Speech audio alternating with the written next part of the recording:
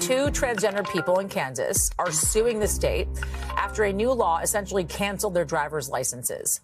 This sweeping new bill was passed by the state's Republican supermajority over the veto of the Democratic governor there.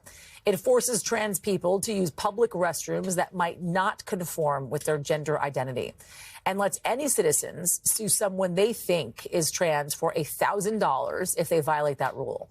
But the driver's licenses are at the heart of this legal battle, with Kansas now requiring that trans people only have licenses that match their sex at birth. The plaintiffs allege that the state deprived them of their ability to operate their cars without any notice or opportunity to be heard.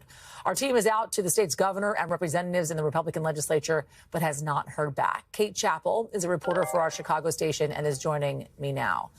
Kate, talk us through the allegations laid out here in this lawsuit against the state. I understand you're talking with one of the lawyers here.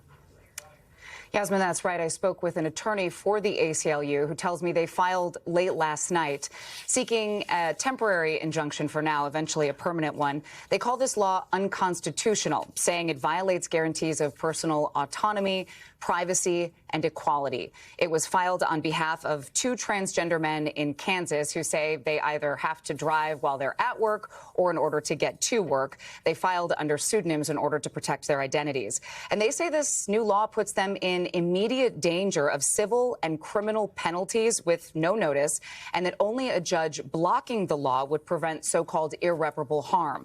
And they say this new law essentially outs them against their will every time they have to use the bathroom or show an ID in public. Here's what that lawyer had to say.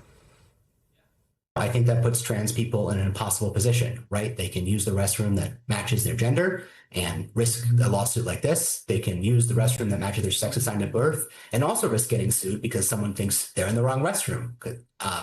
Or they can not be in society at all and choose to not go places where they might need to use a restroom with other people.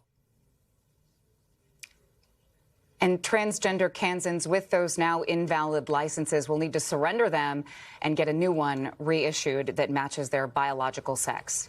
Yasmin? Kate Chappell, thank you. We thank you for watching. And remember, stay updated on breaking news and top stories on the NBC News app or watch live on our YouTube channel.